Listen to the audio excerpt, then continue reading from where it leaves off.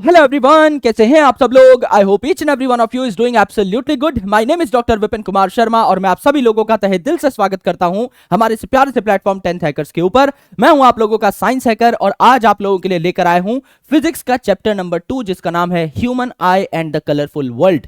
हम लोग पहले ही एक बड़ा सा चैप्टर कंप्लीट कर चुके हैं जिसका नाम था the reflection and refraction of light, यानी वहां पर लाइट से संबंधित दो फेनोमेना के बारे में हमने डिस्कशन की थी। रिफ्लेक्शन के बारे में भी हमने जानकारी जुटाई थी और रिफ्रैक्शन के बारे में भी हमने जानकारी जुटाई थी। एक बार इन दोनों फेनोमेना की डेफिनेशन मैं आप लोगों को क्लियर कर देता हूं because it is very important before starting this chapter two understand both of these terms, क्योंकि इन टर्म्स का जो इस्तेमाल है वो इस चैप्टर में भी हो रहा होगा। और आपको जैसे पिछले चैप्टर में बहुत ज्यादा मजा आया था, आपका रिस्पांस अमेजिंग था इन द कमेंट सेक्शन, उससे भी ज्यादा मजा आपको इस चैप्टर में आ रहा होगा क्योंकि यहां पर बायोलॉजी का भी इंक्रिप्शन है। आप ह्यूमन आई के बारे में पढ़ रहे हैं जो कि एक बायोलॉजिकल ऑर्गन है, तो इसको जब हम समझेंगे तो बायोलॉजी का एक फ्लेवर आएगा। और जब आप मिरर और लेंसेज के बारे में जो बातें पढ़ चुके हैं वही बातें आप रिपीट होते हुए देखेंगे मायोपिया की डिस्कशन में, हाइपरमेट्रोपिया की डिस्कशन में, तो आपको और मजा आएगा, चीजें आसानी से समझ में आ रही होंगी। तो अगर आपने पिछला लेक्चर नहीं देखा है लाइट की रिफ्लेक्शन और रिफ्रैक्शन वाला तो उसको एक बार प्लीज देख लीजिएगा, तो आपको ये आसानी से समझ में आ रही होंगी सारी चीजें। और इनकेस अगर आपने नहीं भी देखा है तो भी आपको सारी चीजें समझ में आ जाएंगी because I will start from scratch. मैं एकदम बेसिक लेवल से, एकदम फंडामेंटल लेवल से, एकदम जीरो लेवल से शुरू करूंगा और 100 लेवल तक हम लोग पहुंच रहे होंगे।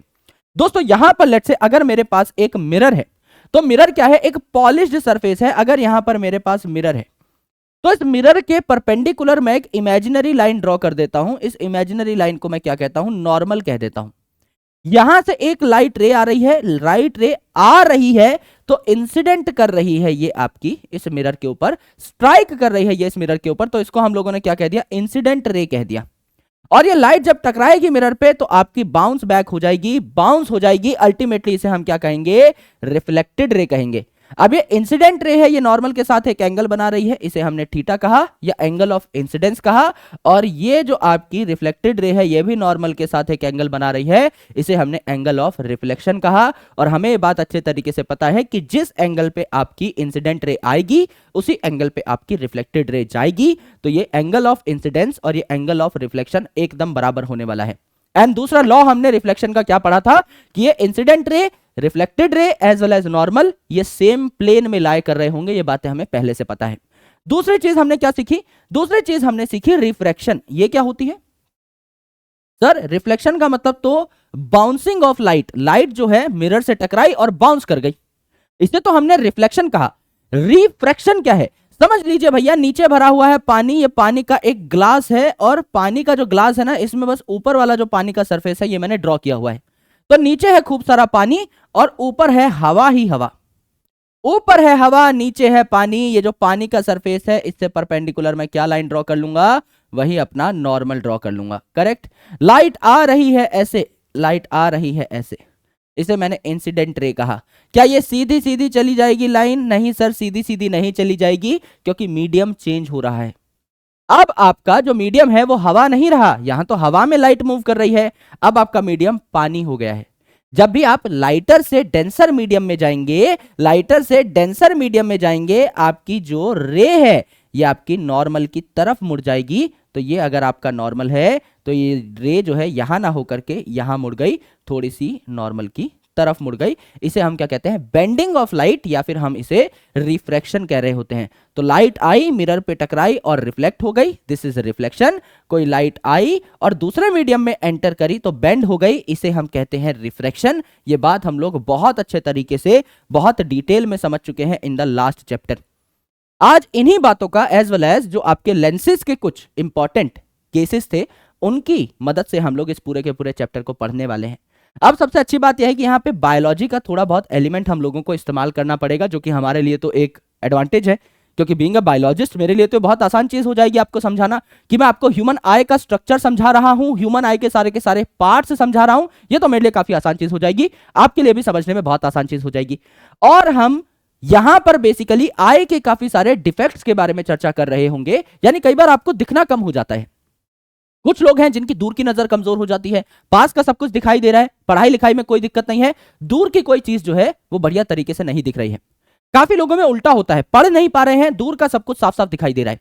और कुछ लोग जो हैं उनकी पास की नजर भी कमजोर हो जाती है, दूर की नजर भी कमजोर हो जाती है। और कुछ लोग ऐसे हैं जिनकी आंख के ऊपर एक मिल्की सी व्हाइट सी लेयर जमा हो जाती है, तो उनको जो है एक क्लाउडी सी लेयर अपनी आंखों के आगे सिंस जमा है, तो उनको सब कुछ धुंधला धुंधला क्लाउडी क्लाउडी सा ही दिखता है, इसे हम कैटरेक्ट कहते हैं। तो आंखों की कौन कौन सी समस्याएं हैं और किस हिसाब से हम उनका निवारण कर सकते हैं, किस हिसाब से हम उनका समाधान कर सकते हैं, इस हर एक बात के बारे में हमको आज डिस्कशन करनी है। एंड आखिरी पॉइंट है the colourful world. Colourful world मतलब हमारा जो गोला है, हमारा जो अर्थ है, इस पे कई सारे ऐसे फेनोमेना होते हैं which are very very very beautiful phenomena. हम उन सारे फेनोमेना के बारे में जानेंगे कि ये हो क्यों रहे हैं। तो उसके लिए आपको रिफ्लेक्शन और रिफ्रैक्शन की बेसिक नॉलेज चाहिए थी, जो कि मैंने दे दी है। इतने से ही आपका काम चल जाएगा। आओ मेरे भाई आगे बढ़ते हैं और हमारे हैंड रिटन नोट्स के माध्यम से हर एक चीज को बहुत प्यार से समझने की कोशिश करते हैं। इतने प्यारे नोट्स आपके तैयार हुए हैं कि आपको कुछ भी करने की जरूरत नहीं पड़ेगी। बहुत आराम से आपका ये चैप्टर जो है कुछ चुनिंदा पन्नों के अंदर ही आपका कवर हो रहा होगा। आराम से सुनिएगा दोस्त। सबसे पहले हम लोग पढ़ते हैं हमारी आंख के बारे में, यानी हमारी आई के बारे में। ठीक है, यहां पर देखिए, this is our eye. Yes, ये हमारी आंख है। ये नियरली स्फेरिकल होती है, पूरी तो गोल नहीं है, क्योंकि यहां से अगर आप देखेंगे तो गोल गोल गोल गोल है, आगे से थोड़ी बल्ज्ड है ना, आगे से थोड़ी सूजी हुई है। रेमो डी सूजा हुआ पार्ट जो है ये आगे वाला, ये इसको पूरे तरीके से गोल नहीं होने दे रहा, लेकिन हम कह सकते हैं हाँ इट इज नियरली स्फेरिकल। पूरी गोल नहीं है लेकिन गोल मटोल कह सकते हैं कि हाँ भाई अधिकतर पार्ट इसका गोलू मोलू ही है ना। तो यहां पर ये जो आई है ये हमारी बेसिकली इस सॉकेट में पाई जाती है। यहां पर आप कह सकते हैं ये जो हड्डी है ना, इसमें आपकी आई जो है बेसिकली फिट होती है, जिससे ये बाहर बहुत ज्यादा बल्ज आउट ना हो जाए। इनको बाहर आने से रोकने के लिए यहां पर एक पूरा का पूरा फ्रेम लगा रहता है। यस, तो इस हिसाब से आपकी आंख प्रेजेंट होती है। अब इस आंख के कई सारे पार्ट हैं, इन पार्ट्स को हम यहां पर देखते रहते हैं और यहां पर मैं आपको समझाता रहता हूं। सबसे पहला पार्ट जो सबसे ज्यादा इंपॉर्टेंट है, इसको हम कहते हैं कॉर्निया। तो कॉर्निया जो है एक पतला सा ट्रांसपेरेंट सा, ट्रांसपेरेंट को हाईलाइट किया है, ट्रांसपेरेंट सा, क्योंकि कोई चीज ट्रांसपेरेंट होगी तो जाहिर सी बात है लाइट को अंदर आने देगी। अगर कोई ट्रांसपेरेंट शीट है तो लाइट उससे अंदर आ पाएगी, अगर कोई ओपेक शीट है तो लाइट उसके आर पार हो ही नहीं पाएगी। यहां पे मैं अपना हाथ रख दूं तो इससे लाइट आर पार थोड़ी हो पाएगी। क्या मुझे अपनी आंख की सबसे बाहर वाली लेयर है यही ओपेक रख लेनी है? तो लाइट अंदर एंटर ही नहीं कर पाएगी। इमेज कैसे बनेगी? लाइट अंदर एंटर करनी चाहिए तो ट्रांसपेरेंट पार्ट होना चाहिए। तो यहां पे थिन पतली सी ट्रांसपेरेंट आपकी लेयर है, आउटर मेम्ब्रेन है, क्योंकि बाहर की साइड प्रेजेंट है, जो कि आपका रिफ्रैक्ट करती है लाइट को विच इज एंटरिंग द आई, है ना। तो यहां पर क्या हुआ, यहां पर लाइट एंटर करेगी तो सबसे पहले इस पार्ट से टकराएगी, क्योंकि सबसे आउटर मोस्ट पार्ट है, ये पतली सी आप कह सकते हैं ट्रांसपेरेंट सी मेम्ब्रेन है, जिसको हम लोगों ने क्या कह डाला, कॉर्निया कह डाला, और लाइट का ज्यादातर रिफ्रैक्शन यहीं से हो रहा होगा। करेक्ट। अब दूसरी इंपॉर्टेंट चीज है आइरिस। आइरिस क्या है मेरे भाई? Dark bigger circle seen in I that controls the size of प्यूपिल। इस दूसरे पॉइंट को अभी छोड़ दो, that controls the size of प्यूपिल, इसको अभी छोड़ दो, क्योंकि आपको यही नहीं पता है कि प्यूपिल क्या होता है। सिर्फ ये समझिए डार्क बिगर सर्कल। अगर आप अपनी आंख को देखें, है ना, तो आपकी आंख में एक बड़ा सा गोला होता है और उस बड़े से गोले के अंदर एक छोटा सा गोला होता है। ये जो बड़ा सा गोला है ये अलग अलग कलर का हो सकता है। कई लोगों की आंखें होती हैं काली, है ना, ये काली काली आंखें, तुरुरु तुरुरु। कईयों की नीली आईज होती हैं, ब्लू आईज हिप्नोटाइज होती हैं, कईयों की ग्रीन होती हैं, कईयों की आपकी किस प्रकार की होती हैं, ब्राउन होती हैं। अलग अलग कलर की जो आईज है वो आपको बेसिकली यहां पर देखने को मिलेंगी। आइरिस का कलर है। यस, तो बिगर सर्कल, यहां पे अगर आप देखेंगे तो आपको बिगर सर्कल देखने को मिलेगा। ये आपका आइरिस है, ये वाला पार्ट जो है। तो ओवरऑल ये आपका बाहर का सर्कल बना रहा होता है। इस आंख को अगर मैं आगे से देखूं, इस आंख को अगर मैं घुमा करके देखूं तो बड़ा सर्कल ये है, इसके बीच में जो आपका छोटा सर्कल है वो ये वाला पार्ट है। यस, तो यहां पर क्या हुआ, ये जो आइरिस है ये बड़ा वाला सर्कल है और प्यूपिल जो है ये छोटा वाला सर्कल है, ये छोटा वाला सर्कल है ना, which controls the amount of light entering the eye. यानी यहीं से आपकी जो लाइट है वो आई के अंदर घुसेगी। तो सबसे पहले लाइट ने क्या किया, आपके कॉर्निया को ब्रीच किया, क्योंकि ये सबसे आउटर मोस्ट लेयर है, तो इससे लाइट अंदर गई और उसके बाद कहां पे चली जाएगी, इस प्यूपिल से और लाइट अंदर चली जाएगी। तो प्यूपिल जो है ये कंट्रोल करता है कि कितनी लाइट आंखों के अंदर जा रही है। और ये जो प्यूपिल है इसका साइज कौन कंट्रोल कर रहा है, आपका बेसिकली आइरिस। यहां पर एक पॉइंट लिखा हुआ था कि it controls the size of प्यूपिल। अगर ये जो आइरिस है, अगर ये जो आइरिस है यहां पे और यहां पे बना हुआ है, अगर ये आइरिस आपका आंखों के कोने में सरक जाए, ऊपर की साइड खिसक जाए, तो बीच का जो गोला है, बीच का जो प्यूपिल है, ये बड़ा हो गया। आइरिस जो है दूर दूर हो गए तो प्यूपिल को ज्यादा जगह मिली, प्यूपिल जो है बड़ी हो गई। यस, और आपका बेसिकली अगर ये आइरिस पास पास आ जाए तो प्यूपिल जो है काफी छोटा हो गया। तो प्यूपिल को कॉन्स्ट्रिक्ट भी किया जा सकता है, छोटा भी किया जा सकता है, और प्यूपिल को डायलेट भी किया जा सकता है, बड़ा भी किया जा सकता है। तो आपका ये जो प्यूपिल को छोटा या बड़ा करने का काम है, ये कौन कर रहा होगा? ये आपका आइरिस कर रहा होगा। तो आइरिस एक तरीके से गेट का काम कर रहा है, आप ऐसे सोच सकते हैं। समझ लीजिए ये दोनों जो मेरे हाथ हैं ये आइरिस है और बीच में प्यूपिल है। अगर ये आइरिस, ये दोनों के दोनों गेट जो है खुल रहे हैं तो प्यूपिल बड़ा हो गया, अब लाइट के अंदर आने के लिए खूब जगह है। और अगर ये जो आपके पास पास आएंगे हाथ, तो बीच का जो पार्ट है दैट इज प्यूपिल, ये छोटा हो जाएगा। तो आइरिस अगर पास पास आएंगे तो प्यूपिल छोटा हो जाएगा। तो आइरिस कंट्रोल करता है कि प्यूपिल का साइज क्या होगा, और जितना ज्यादा इस प्यूपिल का साइज होगा उतनी बढ़िया लाइट अंदर आ पाएगी, उतनी ज्यादा लाइट अंदर आ पाएगी। तो प्यूपिल ये कंट्रोल करती है कि कितनी लाइट अंदर आ रही है, तो प्यूपिल ये कंट्रोल करेगी कि कितनी लाइट अंदर आ रही है। अब अगर मैं बात करूं तो हमारे आंख में लेंस प्रेजेंट होता है। अगर इमेज बन रही है, जाहिर सी बात है किसी भी चीज को हम देख रहे हैं, इमेज बन रही है अगर हमारी आंखों में, तो कोई ना कोई लेंस तो प्रेजेंट होगा। अब इस लेंस को हम लोग ऐसा मोटा सा लेंस बनाते हैं। यस, ऐसा लेंस है तो कैसा हो गया? ये कॉन्वेक्स हो गया। अगर कॉनकेव लेंस होता तो ऐसा होता ना, शेप तो हम लोग पढ़ ही चुके हैं। तो जाहिर सी बात है कैसा हुआ? कॉन्वेक्स लेंस हुआ, है ना। कॉन्वेक्स लेंस जो है अपनी फोकल लेंथ को चेंज कर सकता है अलग अलग ऑब्जेक्ट्स को देखने के लिए। कोई ऑब्जेक्ट अगर दूर है तो उसको देखने के लिए लेंस जो है अपनी फोकल लेंथ को चेंज कर लेगा, कोई पास का ऑब्जेक्ट है तो उसको देखने के लिए भी लेंस अपनी फोकल लेंथ चेंज कर लेगा, एडजस्ट कर लेगा। इसे हम कहते हैं एक लेंस की पावर ऑफ अकोमोडेशन। अकोमोडेशन मतलब अपने आप में ना बदलाव ले आना, अकोमोडेट कर लेना। तो अगर आपको पास की कोई चीज देखनी है तो आप चाहते हो कि आपका पूरा फोकस जो है उस पास की चीज पे हो, और अगर आपको दूर की कोई चीज देखनी है तो आप चाहते हो कि आपका पूरा फोकस जो है उस दूर की चीज पे हो। तो आपका लेंस जो है अकॉर्डिंगली अकोमोडेट कर लेता है अपने आप को। यानी ये जो लेंस है या तो और पतला हो जाता है ना बेसिकली, या फिर और मोटा हो जाता है। तो पतला कब होगा लेंस? समझ लीजिए मेरे हाथ में एक गोलू मोलू सा लेंस है।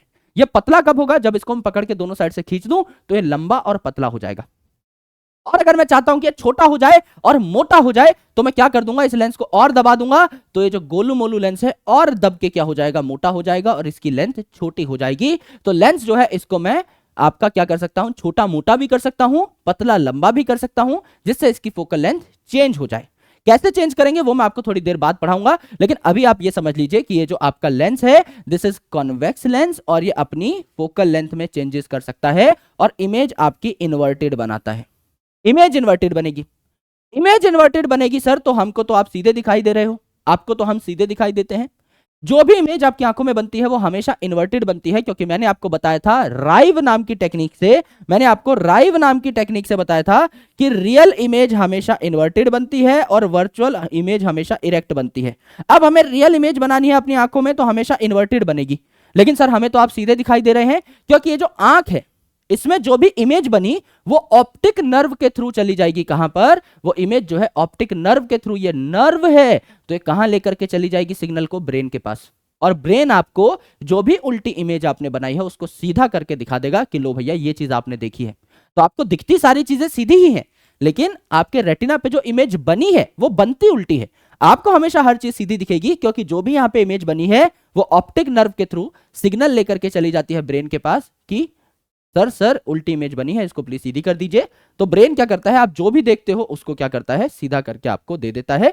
एंड दैट्स व्हाई आपको एक इरेक्ट इमेज दिखाई देती है, लेकिन होती एक्चुअल में क्या है? वो इन्वर्टेड इमेज है। Ciliary muscle. अब मैंने क्या किया?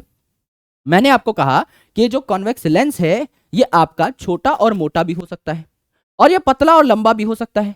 जब भी मैंने ये बात कही मैंने ऊपर दो स्ट्रक्चर बनाए हैं जो लेंस को दबा के उसे मोटा कर देंगे और लेंस को खींच करके उसे पतला कर देंगे। ये जो दोनों साइड पे लेंस को पकड़ने वाली मसल्स हैं इनको हम सिलियरी मसल्स कहते हैं। अब डिपेंड करता है कि आपको देखना क्या है। आपको दूर का ऑब्जेक्ट देखना है तो उस हिसाब से लेंस की मोटाई को पतलाई को एडजस्ट कर देंगे। अगर आपको पास का ऑब्जेक्ट देखना है तो उस हिसाब से सिलियरी मसल जो है ये लेंस की शेप को चेंज कर देंगी and ultimately focal length adjust हो जाएगी। इसको पावर ऑफ अकोमोडेशन कहते हैं कि जो लेंस है अपनी फोकल लेंथ को चेंज कर सकता है। इसकी फोकल लेंथ चेंज करने में इंपॉर्टेंट योगदान किसका है? सिलियरी मसल का, जो कि आपका क्या कर रहे होंगे? इस लेंस को पतला कर रहे होंगे दबा करके या फिर इस लेंस को खींच करके लंबा कर रहे होंगे। तो ये जो लेंस है ना, ये जो लेंस है, इसको पतला करने में या मोटा करने में इन मसल्स का हाथ है, इन्हें सिलियरी मसल्स कहा। अगर ये सिलियरी मसल्स थोड़ी दूर दूर जा रही है ना, तो अल्टीमेटली लेंस लंबा हो जाएगा, और अगर ये पास पास आ रही हैं तो लेंस आपका मोटा और छोटा हो जाएगा। यस, तो यहां पर ये जो आपका आइरिस था ये प्यूपिल का डायमीटर कंट्रोल कर रहा था, और जो सिलियरी मसल है वो लेंस की फोकल लेंथ, इसकी मोटाई या पतलाई को कंट्रोल कर रहे होते हैं। यस, ये है आपका सिलियरी मसल जो आपके लेंस का कर्वेचर चेंज करता है। कर्वेचर मतलब कितना कर्व्ड होगा आपका लेंस, क्या वो आपका और मोटा हो जाएगा, क्या वो और पतला हो जाएगा, इस हिसाब से आपके लेंस के कर्वेचर को चेंज करता है ना। तो अल्टीमेटली फोकल लेंथ भी चेंज हो जाती है, काम सिलियरी मसल का है। रेटिना क्या है? रेटिना सर एक स्क्रीन है जहां पर आपकी इमेज बन रही होती है। अब हमने बताया कि कोई भी लेंस है ना, कोई भी लेंस है, इसके सेंटर पे जो लाइन मैं बनाऊंगा एक इमेजिनरी लाइन, इसे मैं क्या कह दूंगा, प्रिंसिपल एक्सिस। मैंने कहा प्रिंसिपल एक्सिस से पैरेलल कोई भी अगर रे आई तो ये फोकस पे जाके मीट कर जाएगी। प्रिंसिपल एक्सिस से पैरेलल कोई भी रे आई तो फोकस पे जाके मीट कर जाएगी। तो इसका फोकस जो है, इस लेंस का जो फोकस है वो बेसिकली यहां पर होता है, इस रेटिना नाम की स्क्रीन के ऊपर। तो जो भी किसी ऑब्जेक्ट से रेज आ रही होंगी वो जाकर के मीट कहां करेंगी, इस फोकस पे मीट कर रहे होंगे। यस, तो आपके फोकस पे क्या हो जाएगी, यहां पर इमेज बन जाएगी, और ये जो इमेज है जिस स्क्रीन पे बन रही है, इस स्क्रीन को हम लोगों ने क्या कह डाला, रेटिना कह डाला। यहां पर इमेज बन रही है, यहां पर अलग अलग सेंसिटिव सेल्स पाए जाते हैं। ये जो रेटिना है which is a screen like structure, इस पे अलग अलग टाइप के सेंसिटिव सेल्स पाए जाते हैं। यहां रॉड सेल पाए जाते हैं एज वेल एज यहां कोन सेल पाए जाते हैं। अब नाम है कोन सेल। कोन सेल मतलब कलर्ड इमेज ये आपको बना करके देगा। यानी अगर मैं दिन में कोई चीज देख रहा हूं, जब मेरे पास अच्छी खासी लाइट है, जब मुझे सारे के सारे कलर दिखाई दे रहे हैं, अभी मेरे कमरे में अच्छी खासी लाइट है, आपको दिखाई दे रहा है ये ब्लू कलर है, आपको दिखाई दे रहा है ऑरेंज कलर से हाईलाइट किया हुआ है, ये येलो कलर है, ये आपका ब्लैक कलर है, ये आपका स्काई ब्लू कलर है, आपको सारे कलर दिखाई दे रहे हैं। तो अभी आप अपनी आंख का कौन सा सेंसिटिव सेल इस्तेमाल कर रहे हैं इन कलर्स को देखने के लिए, कोन्स। तो सी फॉर कोन्स और सी फॉर कलर्ड इमेज ये आपको बना करके देता है। और ये कलर्ड इमेज कब बनेगी, कलर आपको कब दिखाई देते हैं, जब लाइट हो आपके पास अच्छी खासी, या दिन में आपको सारे कलर्स दिखाई देते हैं। रात में तो सिर्फ एक ही कलर दिखाई देता है सर, काला काला दिखाई देता है।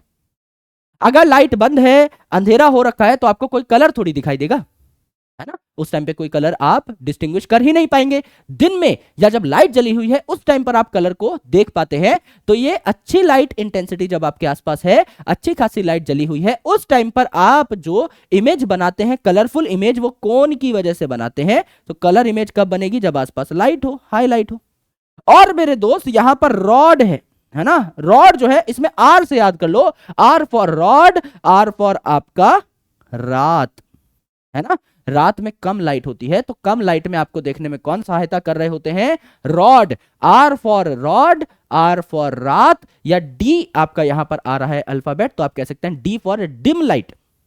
यानी आपका अगर कम लाइट है तो रॉड आपको किसी चीज को देखने में हेल्प कर रहे होंगे। इमेज कलरफुल नहीं बनेगी, क्योंकि रात में कुछ दिख जाए वही बहुत बड़ी बात है। कलरफुल अगर आपको सारी चीजें चाहिए तो लाइट ऑन करनी पड़ेगी, या दिन का टाइम होना चाहिए।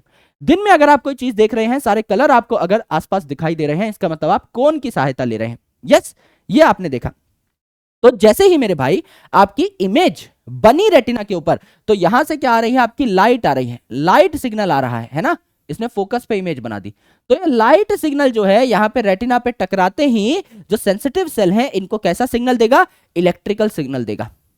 चार्जेस फ्लो करना शुरू हो जाएंगे, और ये चार्जेस फ्लो करते करते करते कहां चले जाएंगे, ऑप्टिक नर्व में। और ये ऑप्टिक नर्व जो है इन इलेक्ट्रिकल सिग्नल्स को, इन इलेक्ट्रिकल चार्जेस को कहां लेकर पहुंच जाएगा, ब्रेन में, और कहेगा भैया मुझको तो इमेज दिखा दो कि आपने क्या देखा है, मुझे वो चीज दिखा दीजिए। तो ऑप्टिक नर्व क्या करती है, ये जो इलेक्ट्रिकल सिग्नल आपका जनरेट हुआ है, इस इलेक्ट्रिकल सिग्नल को ब्रेन तक पहुंचाएगी। इसे हम कहते हैं आपका ऑप्टिक नर्व, जो कि आपका क्या कर रही है, नर्व इंपल्स लेकर के मूव कर रही है, यानी सिग्नल को लेकर के जा रही है। करेक्ट। अब देखो मेरे भाई, ये जो आपका पूरा का पूरा आई का स्ट्रक्चर है, यहां आगे थोड़ा सा फ्लूइड जमा होता है, और यहां पीछे ये जो इलाका है इसमें थोड़ा फ्लूइड जमा होता है।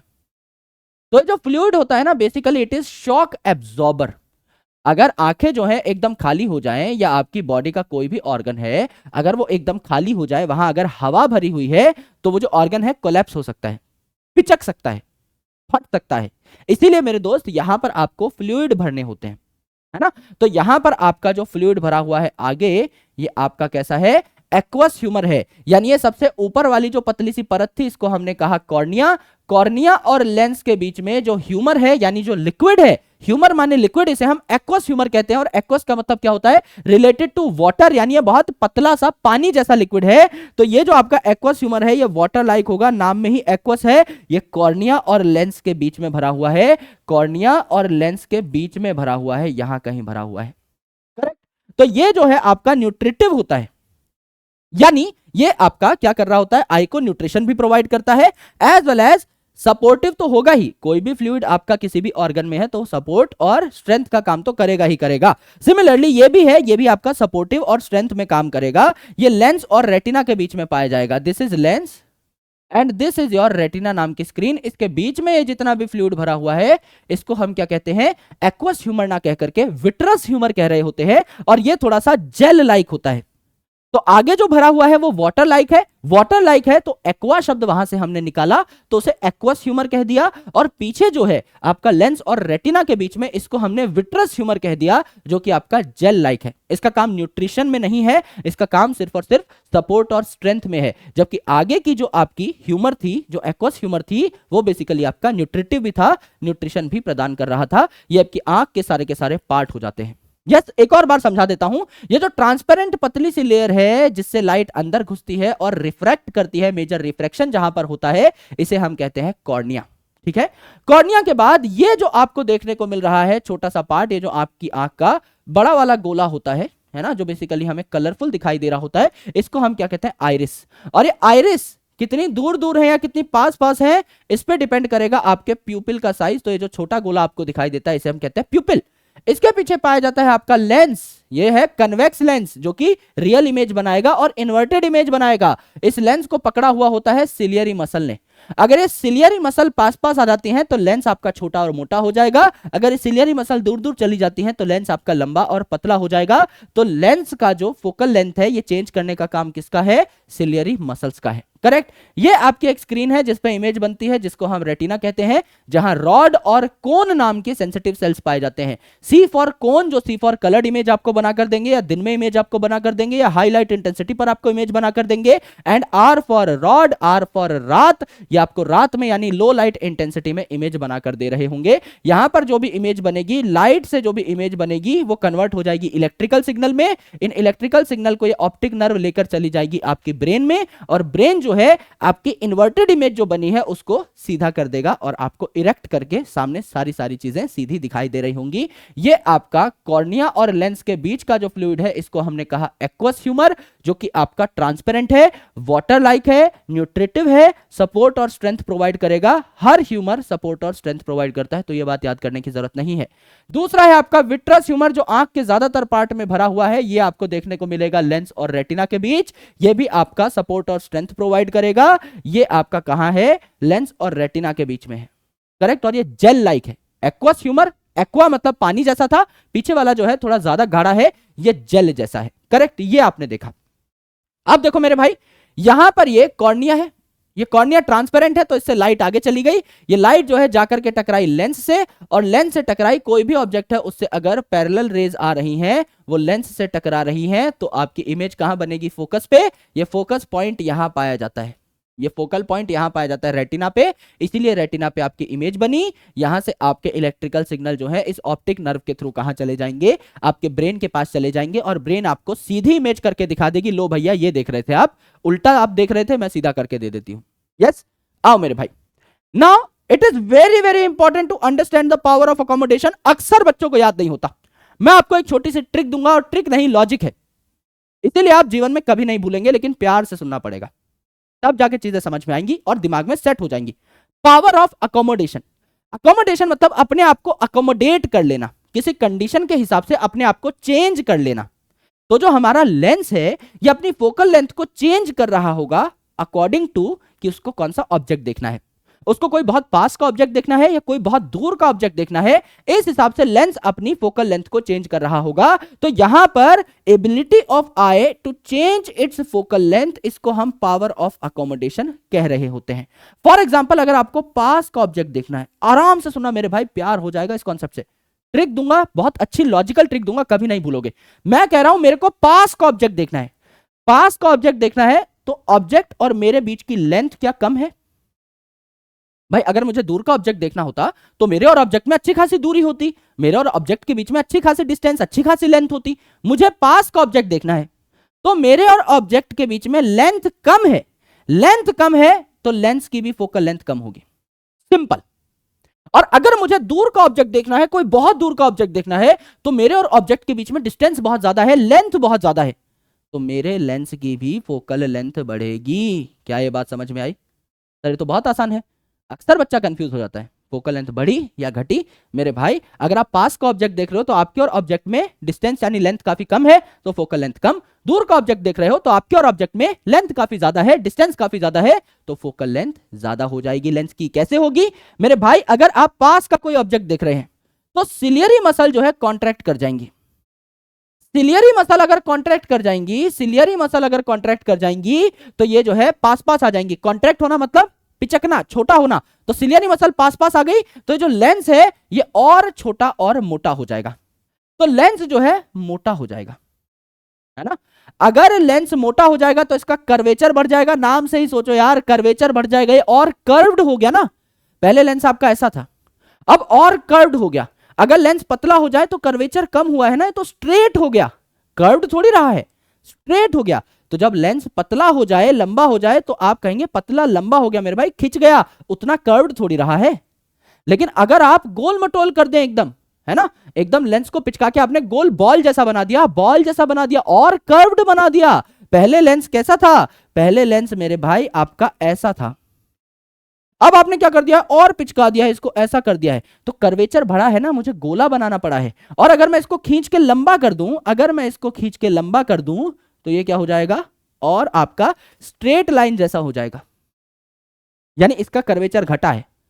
अब मैंने यहां पे कोई गोल आपका स्ट्रक्चर नहीं बनाया है, इसमें मैंने गोल स्ट्रक्चर बनाया, यानी कर्वेचर बढ़ा। तो नाम में ही सारी चीजें छुपी हुई होती हैं भैया, सर पे इसीलिए लगाना पड़ता है सरसों का तेल और नाम के अंदर घुसना होता है। जब सिलियरी मसल्स कॉन्ट्रैक्ट करेंगी यानी छोटी होंगी, जब लेंस को दबाएंगी तो लेंस मोटा हो जाएगा, कर्व्ड हो जाएगा, तो कर्वेचर बढ़ जाएगा। कर्वेचर बढ़ जाएगा, फोकल लेंथ कम हो जाएगी। फोकल लेंथ कम हो जाएगी क्योंकि आप पास का कोई ऑब्जेक्ट देख रहे हैं, आपके और ऑब्जेक्ट के बीच में डिस्टेंस यानी लेंथ कम है, फोकल लेंथ आपकी कम हो गई। फोकल लेंथ कम हो गई तो पावर बढ़ गई, क्योंकि लास्ट लेक्चर में मैंने आपको बताया था पावर का फॉर्मूला है P = 1/f, यानी पावर और फोकल लेंथ जो है इनवर्सली प्रोपोर्शनल है। तो फोकल लेंथ बढ़ेगी तो पावर कम, पावर बढ़ेगी तो फोकल लेंथ कम, इनवर्सली प्रोपोर्शनल, उल्टा पुल्टा है। तो यहां पे फोकल लेंथ कम हुई तो पावर बढ़ जाएगी, यहां पे फोकल लेंथ बढ़ी तो पावर कम हो जाएगी। दोनों इनवर्सली प्रोपोर्शनल है। P = 1/f। अगर P और F आमने सामने लिखे हुए थे, है ना, तो पावर बढ़ाने पे फोकल लेंथ बढ़ जाती। P = 1/f नीचे लिखा हुआ है, तो इसे इनवर्स रिलेशन कहते हैं। तो पावर बढ़ेगी तो फोकल लेंथ कम, फोकल लेंथ बढ़ेगी तो पावर कम, इस हिसाब का रिलेशन है। तो जब आप दूर का ऑब्जेक्ट देखेंगे, आप सारी चीजें उल्टी कर दो। अब आप दूर का ऑब्जेक्ट देख रहे हैं तो सिलियरी मसल भी दूर दूर चली जाएंगी, सिलियरी मसल दूर दूर चली जाएंगी तो लेंस आपका लंबा हो जाएगा, लेंस आपका लंबा हो जाएगा तो लेंस आपका पतला हो जाएगा, पतला हो जाएगा तो लेस कर्व्ड हो जाएगा। आपको दूर का ऑब्जेक्ट देखना है तो फोकल लेंथ बढ़ जाएगी, फोकल लेंथ बढ़ जाएगी तो पावर कम हो जाएगी। और बताओ इसमें क्या है? इतनी ही बात है। यानी अगर मुझे कोई पास का ऑब्जेक्ट देखना है, एक केस लेके बताता हूं, अगर मुझे पास का ऑब्जेक्ट देखना है तो मेरी सिलियरी मसल्स भी पास पास आएंगी यानी कॉन्ट्रैक्ट होंगी, पास पास आएंगी तो लेंस को दबाएंगी, लेंस हो जाएगा मोटा यानी गोल मटोल यानी कर्व्ड, तो कर्वेचर बढ़ा। पास का ऑब्जेक्ट देख रहा हूं, मेरे और ऑब्जेक्ट में लेंथ यानी डिस्टेंस काफी कम है तो फोकल लेंथ घटी, फोकल लेंथ घटी तो पावर बढ़ी। यही तो बात है, बस इतनी ही चीज है। ये आपका पावर और फोकस के बीच में पूरा का पूरा रिलेशन है जो हमने एस्टेब्लिश किया। तो पास की चीज देख रहे हो तो फोकल लेंथ कम, दूर की चीज देख रहे हो तो फोकल लेंथ ज्यादा। लेंस की शेप क्या होगा अच्छे तरीके से हमने समझ लिया है। पास की चीज देख रहे हो तो सिलियरी मसल पास पास आएंगी, लेंस को मोटा कर देंगी। दूर की चीज देख रहे हो, सिलियरी मसल दूर दूर चल जाएंगी, लेंस को पतला कर देंगी, यानी कम कर्वेचर हो जाएगा। सारी बातें आपको समझ में आ गई। अब दो शब्द आपके एनसीईआरटी में लिखी हुई है, near point and far point. Near point and far point ये क्या है? आराम से देखिए, नीचे छुप गई है थोड़ी सी डेफिनेशन। फार पॉइंट क्या है? Farthest point up to which I can see. I can see मतलब आई नहीं, आई आंख। फारदेस्ट पॉइंट जहां तक मैं देख सकता हूं। मैं तो कितना भी देख सकता हूं, रात को मुझे तारे भी टिमटिमाते हुए दिखाई देते हैं, सुबह सूरज भी दिखता है, रात को चांद भी दिखता है। मैं अपनी निगाह से इंफिनिटी तक देख सकता हूं। इंफिनिटी बहुत सब्जेक्टिव चीज है, सबके लिए डिफरेंट हो सकती है, लेकिन मैं बहुत दूर की चीजें देख सकता हूं, तो मैं कहता हूं कि हाँ मुझे इंफिनिटी तक दिखाई देता है। तो ये क्या हो गई, ये मेरे भाई मेरा फार पॉइंट हो गया। ये इंफिनिटी ही होता है नॉर्मली, जिनकी आंखें सही हैं उनके लिए फार पॉइंट इंफिनिटी माना जाता है। और नियर पॉइंट क्या है, नियर पॉइंट को हम लोग एलडीडीवी भी कहते हैं, यानी least distance of distinct vision. यानी मैं कम से कम कितना डिस्टेंस है जिस पे किसी चीज को देखूं और मुझे डिस्टिंक्टली वो चीज दिखाई दे जाए, मेरी आंखों पे बहुत ज्यादा जोर ना पड़े, है ना। Minimum distance at which object can be seen without strain. पास अगर किसी चीज को ला रहा हूं और चक्कर आने भैया मुझे चक्कर आ रहे हैं, तो इसका मतलब स्ट्रेन पड़ रहा है। अगर मैं किसी चीज को आराम से देख रहा हूं, तो ये जो आपका डिस्टेंस है ना आंख और इस ऑब्जेक्ट के बीच में, इसे एलडीडीवी यानी least distance of distinct vision या नियर पॉइंट कहा जाता है। ये लगभग आपका अच्छी आंख वालों के लिए, है ना, आपका कोई हेल्दी अडल्ट है जिसकी आंख एकदम करेक्ट है, उसके लिए 25 सेंटीमीटर होता है। तो बिना किसी स्ट्रेन के, बिना किसी दिक्कत के मैं पास से पास किसी चीज को 25 सेंटीमीटर तक बहुत प्यार से निहार सकता हूं। और दूर तक मैं कितना देख सकता हूं, इंफिनिटी तक देख सकता हूं। तो मेरा फार पॉइंट है इंफिनिटी और मेरा एलडीडीवी यानी मेरा नियर पॉइंट जो है ये है 25 सेंटीमीटर। करेक्ट, ये हम लोगों ने सीख लिया है। अब देखो मेरे भाई, defects of vision and their correction, यानी अब आंखों से संबंधित कई सारी प्रॉब्लम्स भी आपको देखने को मिल सकती हैं। कई लोग ऐसे हैं जो कहते हैं भाई मुझे दूर का नहीं दिखता, कई लोग ऐसे हैं जो कहते हैं भाई मुझे पास का नहीं दिखता, कई लोग जो है उनको बायफोकल लेंसेज लगे रहते हैं जिसमें पढ़ने वाला भी आपका एक पार्ट रहता है और दूर तक देखने वाला भी एक पार्ट रहता है ना, उनकी दोनों साइड की आंखें खराब हो जाती हैं। और कईयों की जो है उम्र के साथ आंखें मिल्की अपीयरेंस उनमें दिखने लग जाती है, आंख के ऊपर एक लेयर जम जाती है सफेद सी, इसे व्हाइट कैटरेक्ट कहा जाता है। तो जिसकी आंखें जो है उसके ऊपर सफेद लेयर है उसको तो पूरी दुनिया ही धुंधली नजर आएगी ना, तो अल्टीमेटली पूरी सर्जरी करनी पड़ती है आपको कैटरेक्ट से किसी इंसान को बचाने के लिए। यस, अब देखो एक एक करके डिफेक्ट उठाते हैं और प्यार से समझते हैं, कोई दिक्कत नहीं है, सारा मामला यही याद हो जाएगा, गारंटी के साथ कह रहा हूं। सबसे पहला जो आपका यहां पर डिफेक्ट है इसे कहते हैं मायोपिया। मायोपिया इसे कहते हैं नियर साइटेडनेस। नियर साइटेडनेस मतलब क्या हुआ, आराम से देखिए, मायोपिया यानी नियर साइटेडनेस। नियर मतलब पास, साइटेडनेस मतलब साइट आ रही है, दिख रहा है, पास का दिख रहा है। नियर साइटेडनेस मतलब दूर का नहीं दिख रहा, सिंपल। मायोपिया मतलब पास का दिख रहा है, दूर का नहीं दिख रहा। यस, तो यहां पर आपका मायोपिया जो है इट इज नियर साइटेडनेस, पास का आपको सब कुछ नजर आ रहा है साफ साफ, दूर का नहीं दिख रहा है ना। तो their far point is less than infinity. Normally कोई आदमी कितना दूर तक देख सकता है, अभी मैंने बताया फार डिस्टेंस हमारा क्या है, इंफिनिटी, लेकिन ये जो लोग हैं इनको बहुत ज्यादा दूर का नहीं दिखता है, तो ये इंफिनिटी तक नहीं देख पाएंगे, इनका फार पॉइंट जो है इंफिनिटी से काफी कम हो जाएगा। यस, रीजन क्या होते हैं इस पर्टिकुलर डिजीज के, आराम से देखिए, excessive curvature of the eye lens, यानी आई लेंस जो है मोटा हो जाता है एंड देयरफॉर इसकी फोकल लेंथ जो है डिक्रीज हो जाती है।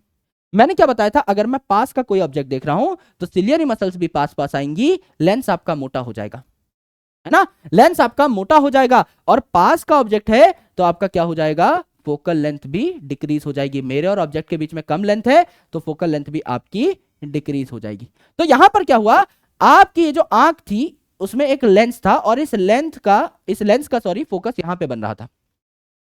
इमेज कहां बन रही थी, रेटिना नाम की स्क्रीन पे, यानी फोकस आपका यहां पर था, है ना। तो पैरेलल रे ऑफ लाइट आएंगी तो वो इस फोकस पे मिल जाएंगी, पैरेलल रेज ऑफ लाइट आएंगी तो इस फोकस पे मिल जाएंगी, इमेज यहां बनती। अब ये फोकस जो है छोटा हो गया है तो इमेज आपकी पहले ही बन गई है। लाइट यहां पर आई और यहां पर आपकी टकरा गई, यहां पर आई और यहां पर आपकी टकरा गई। अब ये फोकस की तरह बिहेव कर रहा है पॉइंट। अगर फोकल लेंथ छोटी हो गई है, अगर फोकल लेंथ छोटी हो गई है तो इमेज पहले बन जाएगी। इमेज आपकी यहां बननी चाहिए थी, अब आपके इस छोटे से डिस्टेंस पे ही बन गई, पहले इतने डिस्टेंस पे बन रही थी, अब इतने डिस्टेंस पे ही बन रही है, यानी फोकल लेंथ कम हो गई है। यस, फोकल लेंथ आपकी डिक्रीज हो गई है, ये बात हमने इस डायग्राम में सीखी। या फिर हम कह सकते हैं कि इमेज जो है it is formed before retina since eyeball enlarges, या हम कह सकते हैं फोकल लेंथ वही है, आंख ही बड़ी हो गई। जैसे अगर आप कहे कि ये जो फोकल लेंथ है ये आपकी यहीं पर है, मैं कह रहा हूं आपकी जो आंख है यही बड़ी हो गई, तब भी मैं कहूंगा ना कि ये फोकस आपका कंपैरेटिवली छोटा है, इमेज रेटिना पे थोड़ी बन रही है, रेटिना से पहले बन गई। चाहे मैं कह दूं कि फोकल लेंथ छोटी हो गई, चाहे मैं कह दूं आंख बड़ी हो गई, एक ही तो बात है।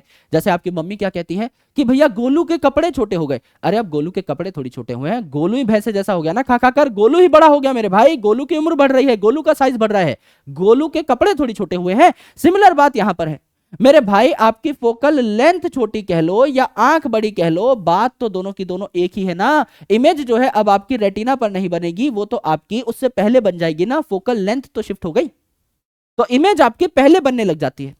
अब आपको क्या चाहिए कि इमेज पहले ना बने, अपनी निर्धारित जगह पर बने। तो करेक्शन क्या है? करेक्शन है यहां पे भैया कॉनकेव लेंस लगा दीजिए, कॉनकेव लेंस लगा दीजिए। कॉनकेव लेंस कैसा लेंस है?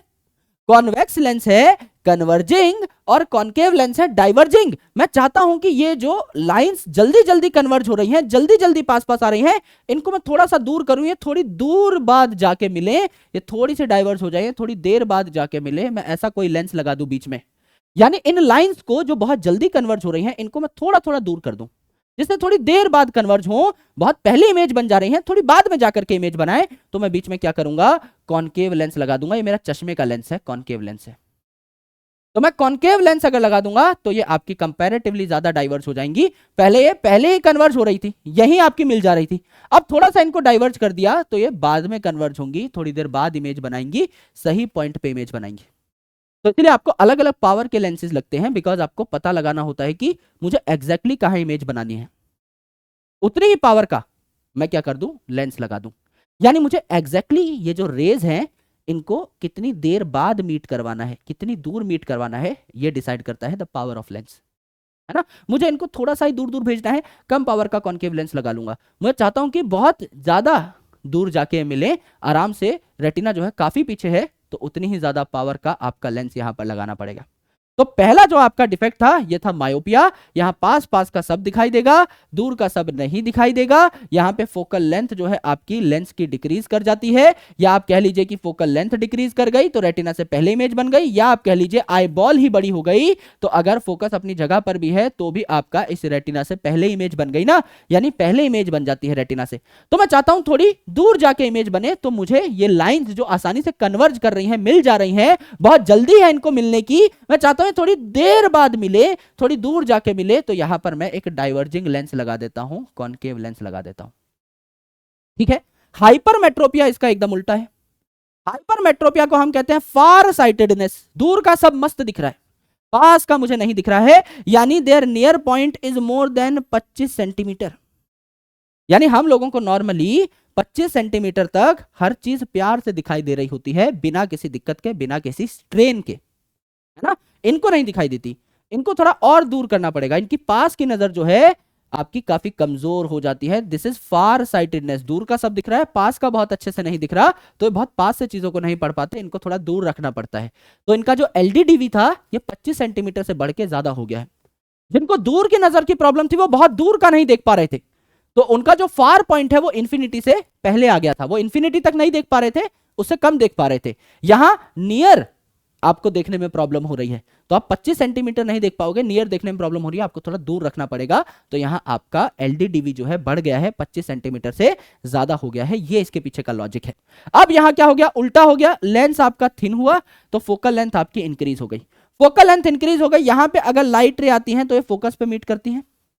फोकल लेंथ अगर इंक्रीज हो गई तो मेरे भाई ये आपकी रेटिना के बाद कहीं लाइट मीट कर रही होगी, यानी ये बहुत दूर जाके मिल रही है लाइट की रेस। तो हम कह सकते हैं या तो आंख ही छोटी हो गई, कि फोकस आपका भैया यही था, आंख आपकी छोटी हो गई तो फोकस यहां पे रह गया, रेटिना ही आगे खिसक गया। या तो हम ये भी कह सकते हैं कि भैया आई बॉल ही जो है ये आपकी छोटी हो गई। या हम क्या कह सकते हैं, यहां पर आपका फोकस होना चाहिए था, ये फोकस जो है आपका यहां पर खिसक गया, तो फोकल लेंथ जो है ये आपकी बढ़ गई है।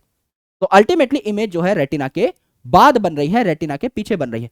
तो अब मैं क्या चाहता हूं, अब मैं करेक्शन कैसी करूंगा? मैं चाहता हूं कि ये जो रेज हैं ये बहुत दूर जाके ना मिले, ये बहुत पहले ही मिल जाएं। मुझे इनके मिलन को बढ़ाना है, तो मुझे क्या करना पड़ेगा? मिलन को यानी कन्वर्जेंस को बढ़ाना है, तो मैं एक कन्वर्जिंग लेंस लगा दूंगा, यानी एक और कॉन्वेक्स लेंस लगा दूंगा। पहले दूर दूर जाकर मिल रही थी लाइंस, है ना, बहुत आराम से कन्वर्ज हो रही थी, अब मैं क्या करूंगा? एक और कन्वर्जिंग लेंस लगा दूंगा, ये बहुत जल्दी कन्वर्ज हो जाएंगी, तो ये आपकी क्या कर जाएंगी? सेम इस रेटिना वाले स्पॉट पे ही मिल जाएंगी, तो कॉन्वेक्स लेंस यहां पर लग जाएगा। ये है मायोपिया और हाइपरमेट्रोपिया, सबसे ज्यादा सवाल इनसे पूछे जाते हैं। तो मायोपिया को करेक्ट करने के लिए आपने कॉन्केव लेंस लगाया, जबकि आपका हाइपरमेट्रोपिया को करेक्ट करने के लिए आपने कॉन्वेक्स लेंस लगाया। वहां पे जो आपकी लाइट की रेस थी वो पहले ही मिल जा रही थी, बहुत जल्दी कन्वर्ज हो जा रही थी, तो मुझे उनको डाइवर्ज करना पड़ रहा था, भाई थोड़ी देर में मिलो यार। तो मैंने क्या किया, इनको डाइवर्जिंग लेंस लगा करके सेट कर दिया, कॉन्केव लेंस लगा करके सेट कर दिया।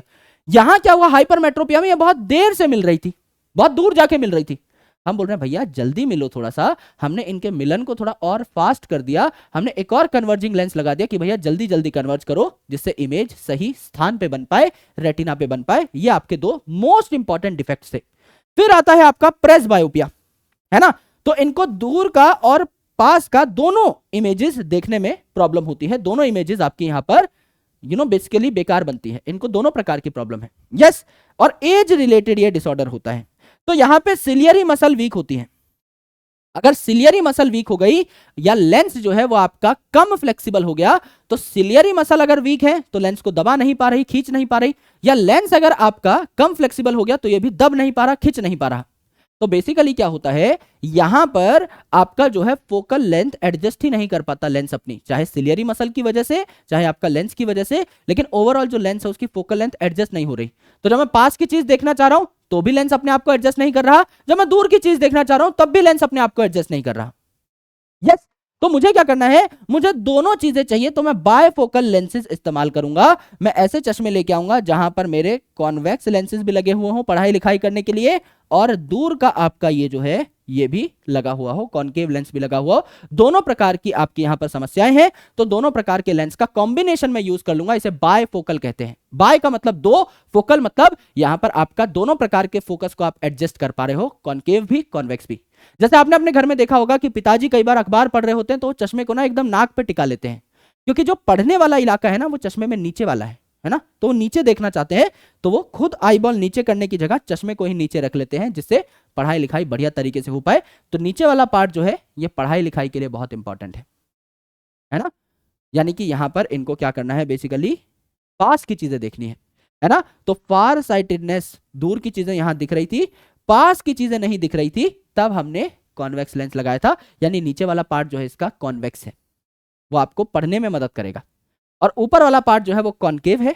वो कॉन्केव है मतलब वो आपको दूर का देखने में मदद कर रहा था, क्योंकि मायोपिया में नियर साइटेडनेस यानी पास का तो दिखता ही है, दूर का देखने में आपको चश्मा नॉर्मली मदद करता है। पढ़ना है तो चश्मा नाक पे टिकाइए, नीचे वाले पार्ट से पढ़ लीजिए। करेक्ट। अब है कैटरेक्ट, जिसको मोतिया भी कहते हैं। मोती सफेद होता है, तो यहां पर आंख जो है ये भी आपकी एक ओपेक लेयर या मिल्की लेयर अपने ऊपर जमा लेती है, जिसकी वजह से आपको पार्शियल यानी धुंधला धुंधला दिखना शुरू हो जाता है सब कुछ। और बहुत लंबे टाइम तक अगर आपने इस कैटरेक्ट को, इस मोतिया को इग्नोर किया, तो आपकी आंखें जो है परमानेंटली विजन की पावर को लूज भी कर सकती हैं, उसके बाद आपका इलाज नहीं हो सकता। इसीलिए इसको जल्दी पकड़ करके जल्दी सही कराना बहुत जरूरी है। सर्जरी होती है और बाकायदा आपका ये जो मिल्की सब्सटेंस है ये आंखों से इरेडिकेट कर दिया जाता है, निकाल लिया जाता है, जिससे आपकी आंखें एकदम सही हो जाती हैं। तो ये 4 डिफेक्ट्स थे, मायोपिया, हाइपरमेट्रोपिया, प्रेस बायोपिया एंड उसके बाद आपका कैटरेक्ट। करेक्ट, ये आपके 4 सबसे इंपॉर्टेंट डिफेक्ट्स थे। Now it is time for understanding the refraction through a prism. Sir prism क्या होता है? हम लोगों ने रिफ्रैक्शन तो सुना है, और रिफ्रैक्शन हम लोगों ने सुना है किसके थ्रू? ग्लास स्लैब के थ्रू। कल हम लोगों ने क्या किया था, यानी लास्ट लेक्चर में हम लोगों ने क्या किया था, एक ग्लास स्लैब लिया था जो कि एक क्यूबॉइड जैसा स्ट्रक्चर था। इस ग्लास स्लैब से हमने एक रे ऑफ लाइट पास करी थी और बेसिकली उसका रिफ्रैक्शन हम लोगों ने नोटिस किया था। अब हमें क्या करना है, एक प्रिज्म लेना है। तो प्रिज्म क्या है? एक ट्राइंगल है, ट्राइंगल है और ये मोटा ट्राइंगल है ना।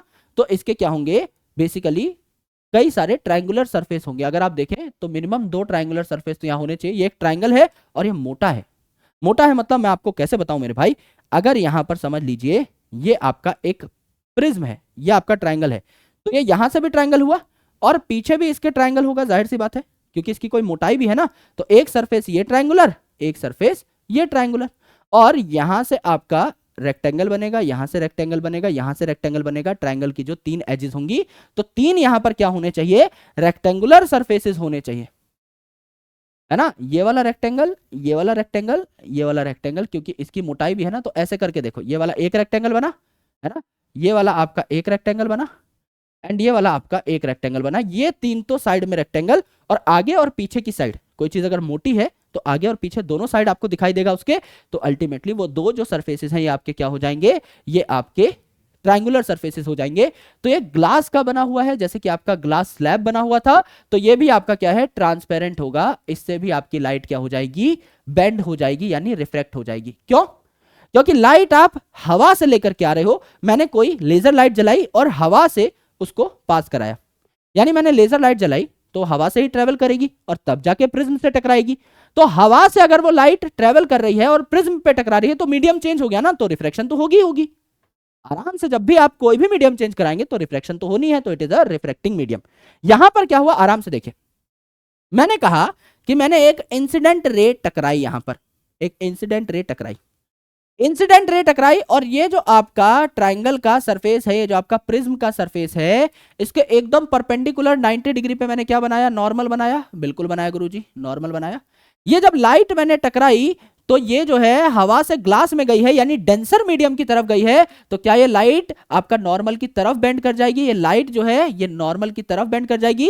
ये लाइट अगर सीधी सीधी जाती तो ऐसे निकल जाती, लेकिन अब ये इस नॉर्मल की तरफ बेंड कर जाएगी, तो ये लाइट क्या यहां आ जाएगी? बिल्कुल आ जाएगी गुरुजी।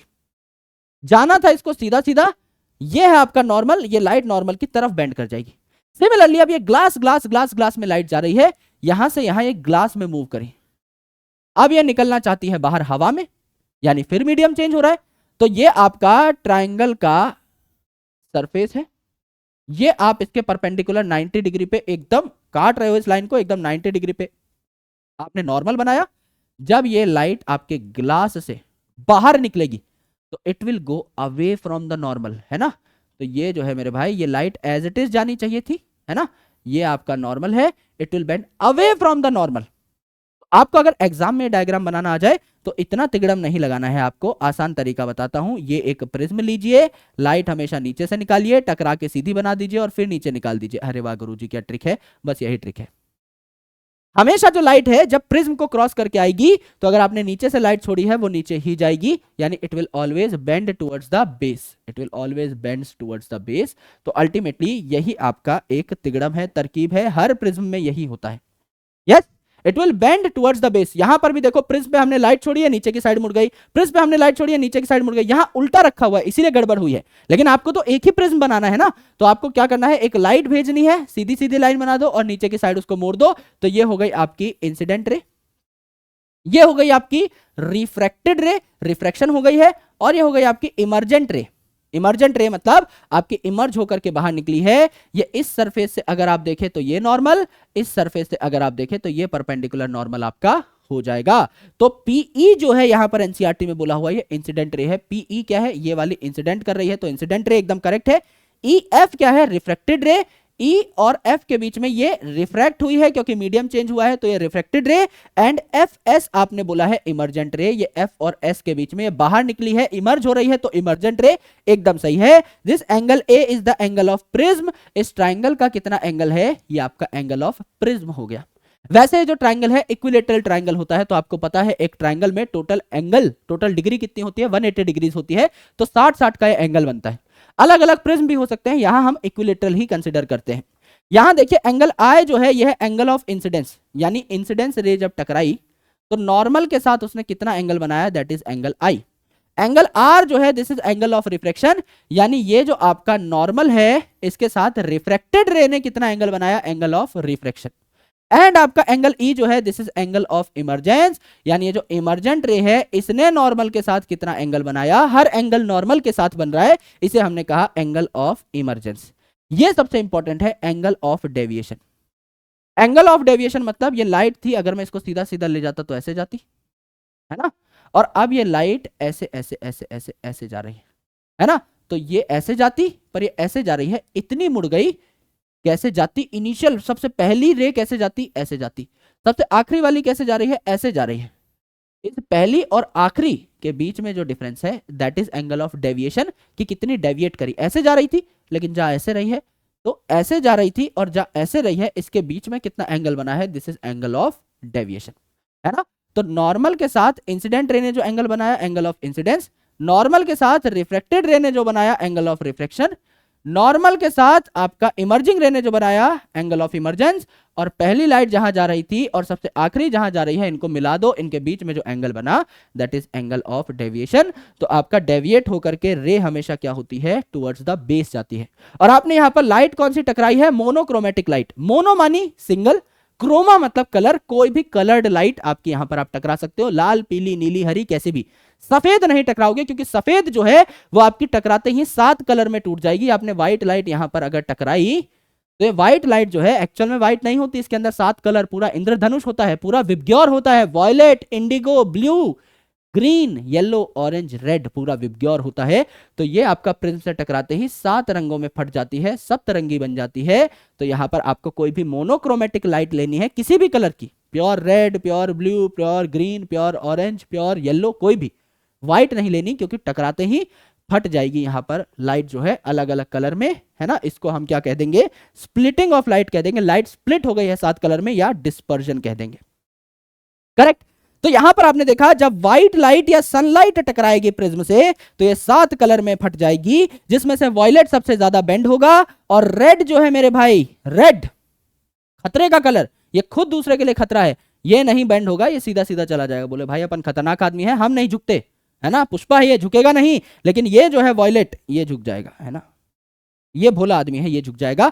तो व्हाट इज स्प्लिटिंग और डिस्पर्जन ऑफ लाइट, आपने व्हाइट लाइट को यहां पर भेजा तो टकराते ही ये क्या कर गई, 7 रंगों में स्प्लिट कर गई। तो यहां पर आपका विबग्योर आपने बना दिया। नीचे से ऊपर आप बना रहे हो, सबसे नीचे आपने बनाया वॉयलेट और सबसे ऊपर बनाया रेड। तो रेड देखो सबसे कम एंगल बन रहा है इसका बेसिकली डेविएशन का, यहां से सीधा सीधा आया, सीधा सीधा मुड़ गया, इतना ही डेविएट कर रहा है, देखो कोई ज्यादा डेविएशन नहीं। यहां देखो टॉय टॉय, ये बहुत मुड़ गया। रेड तो आपका लगभग लगभग सीधा सीधा गया है, थोड़ी तो बेंडिंग होगी ही, जाहिर सी बात है, क्योंकि यहां पर रिफ्रैक्शन हो रही है तो कम बेंडिंग हुई। लेकिन जो आपका वॉयलेट है ये जो है बहुत ज्यादा बेंड कर गया, ये आपका बहुत ज्यादा बेंड कर गया। तो जब भी आप विबग्योर लिखते हैं, आप विबग्योर को हमेशा कम वेवलेंथ से ज्यादा वेवलेंथ की तरफ लिखते हैं, यानी रेड की वेवलेंथ सबसे ज्यादा है और वॉयलेट की वेवलेंथ सबसे कम है। VIBGYOR VIBGYOR. जैसे आप स्कूल असेंबली लाइन में छोटे से बड़े बच्चे को खड़े करते हैं एक हाइट के पैटर्न में, वैसे ही आप विबग्योर में V से R जब जाएंगे तो हाइट यानी आपकी वेवलेंथ जो है लेंथ बढ़ती चली जाएगी, करेक्ट। न्यूटन साहब ने एक एक्सपेरिमेंट किया जिसको इन्होंने कहा न्यूटन इन्वर्टेड प्रिज्म एक्सपेरिमेंट, यानी एक प्रिज्म सीधा रखूंगा एक उल्टा रखूंगा, है ना। तो इन्होंने ये क्यों किया, इन्होंने ये इसीलिए किया क्योंकि इनको लगा कि यार क्या व्हाइट लाइट ही 7 कलर में टूटती है या ये कोई प्रिज्म की प्रॉपर्टी है, कहीं प्रिज्म तो खुद 7 कलर नहीं बना रहा। तो इन्होंने कहा अगर व्हाइट लाइट 7 कलरों में टूट जाती है, ये 7 कलर अगर मैं प्रिज्म पे लगा दूं तो ये भी तो आपके कन्वर्ज होके व्हाइट लाइट बना देंगे ना, फिर बनाने तो चाहिए। तो इन्होंने क्या किया, एक प्रिज्म सीधा रखा एक उल्टा रख दिया, सेम आपके मटेरियल के प्रिज्म लिए और सेम इनको एक पर्टिकुलर दिशा में रख दिया, जिससे कि आपका व्हाइट लाइट अगर आप डाल रहे हैं तो एंड में सेम एक ही लाइट बने। तो इन्होंने क्या किया, बीम ऑफ व्हाइट लाइट यहां पे छोड़ी, ये आपका विबग्योर में फट गई, विबग्योर में फटी, ये लाइट्स आपकी बेंड हुई, है ना, एंड अल्टीमेटली बेंड होने के बाद दूसरे इस पे टकरा गई प्रिज्म पे, ये आपकी फिर से क्या हुई, कन्वर्ज हो गई, एंड अल्टीमेटली यहां पर इन्होंने व्हाइट स्पॉट देखा एक स्क्रीन पे, यानी इन्हें पता लगा हाँ ये इस व्हाइट लाइट की ही प्रॉपर्टी है, इसी में 7 कलर होते हैं। अगर प्रिज्म के खुद के 7 कलर होते तो यहां 7 कलर है, फिर आगे चल के भी 7 कलर बरकरार रहते, दूसरे प्रिज्म से टकराने के बाद भी व्हाइट लाइट नहीं बनती। तो व्हाइट लाइट से 7 कलर बन गए, 7 कलर से व्हाइट लाइट बन गए, इसका मतलब this is a property of white light, this is not a property of prism. ये हमारे न्यूटन साहब ने बताया। नाउ हमने कहा था कि हमारे चैप्टर का नाम क्या है, human I and the colourful world. अब हमने ह्यूमन आई के अलग अलग पार्ट पढ़ लिए, आई के अलग अलग डिफेक्ट्स पढ़ लिए, कलरफुल वर्ल्ड कहां है भैया जी, कलरफुल वर्ल्ड अब हम पढ़ेंगे। हम क्या करेंगे, इस अर्थ पे होने वाले अलग अलग फेनोमेना को समझेंगे कि हमारी आंख से रिलेटेड, लाइट जो हमारी आंखों में पड़ती है इससे रिलेटेड अलग अलग फेनोमेना कौन कौन से हैं और आपको क्या क्या इस खूबसूरत अर्थ में देखने को मिलता है बिकॉज ऑफ फिजिक्स, वो हम समझने की कोशिश करेंगे। तो सबसे खूबसूरत चीज जो हमें देखने को मिलती है वो है रेनबो। तो रेनबो हम लोग समझ तो चुके हैं कैसे बनेगा, है ना। सनलाइट जो है या व्हाइट लाइट जो है वो जब प्रिज्म से टकराती है तो बेसिकली लाइट जो है ये क्या हो जाती है, स्प्लिट हो जाती है अपने 7 कलर में। ये जो लाइट है बेसिकली डिस्पर्स हो जाती है अपने 7 कलर्स में, और वो 7 कलर आपको दिखाई देते हैं। इंद्रधनुष आपको दिखाई देता है। यहां पर क्या होगा, यहां पर तीन चीजें काम करेंगी। पहला रिफ्रैक्शन, भाई ये व्हाइट लाइट आई, ये व्हाइट लाइट टकरा के बेंड हुई, बेंड हुई, रिफ्रैक्शन हुआ। जब मीडियम चेंज होगा तो रिफ्रैक्शन होगा। जब आपकी जो सनलाइट है वो पानी की बूंद से टकराएगी तो हवा से लाइट जो आ रही है वो पानी की बूंद में जा रही है। हवा और पानी का रिफ्रैक्टिव इंडेक्स जो है ये डिफरेंट है, बिल्कुल डिफरेंट है। क्या उनमें स्पीड ऑफ लाइट डिफरेंट होगी? बिल्कुल होगी। तो क्या रिफ्रैक्शन होगा? बिल्कुल होगा। दूसरी इंपॉर्टेंट चीज डिस्पर्जन। जो आपकी पानी की बूंद है, जो आपकी छोटी सी बूंद है बारिश की, वो क्या एक ग्लास की तरह बिहेव करेगी? ट्रांसपेरेंट है, ग्लास की तरह बिहेव करेगी। ये भी तो आपका ट्रांसपेरेंट मटेरियल था। क्या ग्लास की तरह बिहेव करेगी? तो उसमें भी लाइट जाने के बाद 7 रंगों में टूट सकती है, बिल्कुल टूट सकती है। और पानी की जो बूंद है उसके अंदर ही अंदर जो सरफेसेस है, यहां पर क्या आपकी इंटरनल रिफ्लेक्शन हो सकती है, अंदर ही अंदर रिफ्लेक्शन हो सकती है, बिल्कुल हो सकती है। तो ये तीन चीजें होती हैं, रिफ्लेक्शन, रिफ्रैक्शन और डिस्पर्जन या फिर स्प्लिटिंग ऑफ लाइट। ये तीनों जो है आपको देखने को मिलती है रेनबो बनते टाइम। देखिए मेरे दोस्त क्या हुआ यहां पर, ये आपकी सनलाइट है, ये आपकी आई, इसे व्हाइट लाइट भी कह सकते हैं, सनलाइट भी बोल सकते हैं। ये आपकी पानी की बूंद है। यहां पर जब आपका मीडियम चेंज हुआ तो ये जो सनलाइट है मीडियम चेंज हुआ, मीडियम चेंज होते ही आपका रिफ्रैक्शन भी हुआ तो लाइट बेंड भी हो गई और आपका डिस्पर्जन भी हुआ, यानी आपके 7 रंगों में लाइट फट भी गई। फिर यहां पर इंटरनली आपकी पानी की बूंद के अंदर ही यहां पर क्या हुआ, आपका रिफ्लेक्शन भी हुआ। लाइट यहां पर आई टॉय, मुड़ गई टॉय, यहां से आई टॉय, मुड़ गई टॉय, यानी इंटरनली आपका क्या हुआ है, रिफ्लेक्शन हुआ है। इसे कहते हैं टोटल इंटरनल रिफ्लेक्शन या टीआईआर नाम का फेनोमेना इसे आप कहते हैं। यहां से आपकी लाइट जो है और अच्छे तरीके से फैल करके आपकी आंखों तक पहुंचेगी। यस, और आपको ये 7 के 7 रंग दिखाई देंगे। यानी यहां पर सबसे पहले आपका क्या हुआ, रिफ्रैक्शन भी हुआ क्योंकि मीडियम चेंज हुआ है, डिस्पर्जन भी हुआ क्योंकि 7 कलर में आपकी लाइट फट गई है, एंड इंटरनली आपका रिफ्लेक्शन भी हो रहा है यहां पर, जिसके बाद आपको ये दिखाई दे रहा है रेनबो, है ना। तो यहां जो है सूरज आपके पीछे होना चाहिए और पानी से जब टकराएगा तो रेनबो आपके सामने बनेगा, क्योंकि सामने से रेज आपकी आंखों में आ रही है तो रेनबो सामने बनेगा, लेकिन सूरज पीछे होना चाहिए। लाइन यहां पर मैंने आपको पढ़ाई नहीं थी क्योंकि मैं चाहता था पहले मैं आपको रेनबो बता दूं। तो sun should be behind us and rainbow is formed in the front. ये आपका सामने बना, तो पीछे से सूरज की किरणें आ रही हैं, यहां पर पानी की बूंद है, पानी की बूंद से जब किरण टकराई तो बेसिकली क्या हुआ, रिफ्रैक्शन हुआ, किरण आपकी अंदर चली गई, लाइट रे बेंड हुई, किरण अंदर चली गई और 7 कलर्स में फट गई। 7 कलर में फट गई, पानी की बूंद से टकरा के वापस आ गई, आपकी रिफ्लेक्शन हुई और बड़ी होने के बाद मुझे दिखाई दे रही है, और ज्यादा बेंड होने के बाद मुझे दिखाई दे रही है, पूरा इंद्रधनुष मुझे दिखाई दे रहा है। तो सूरज मेरे पीछे, रेनबो मेरे सामने। इस प्रकार से आपका यहां पर तीनों फेनोमेना काम कर रहे होंगे, रिफ्लेक्शन, रिफ्रैक्शन और डिस्पर्शन, तीनों चीजें यहां इस्तेमाल होती हैं। यस, यहां देखिए एटमॉस्फेरिक रिफ्रैक्शन। एटमॉस्फेयर यानी कि हमारे अर्थ के ऊपर जितनी भी आपकी पर्यावरण की लेयर्स है वो हमारा एटमॉस्फेयर है। कहीं हवा आपकी ज्यादा डेंस है, कहीं हवा आपकी कम डेंस है। जैसे जैसे आप अर्थ से ऊपर जाते जाते हैं एयर जो है वो कम डेंस होती रहती है। यानी कोई भी लाइट अगर अर्थ के पास आ रही है तो वो लाइटर टू डेंसर मीडियम में आ रही है, बिल्कुल। अगर कोई लाइट आपकी अर्थ की तरफ आ रही है इसका मतलब वो लाइटर टू डेंसर मीडियम में आ रही है, यानी लाइट जो है नॉर्मल की तरफ बेंड होती रहेगी। लाइटर टू डेंसर मीडियम आपको पता है नॉर्मल की तरफ लाइट बेंड होती है।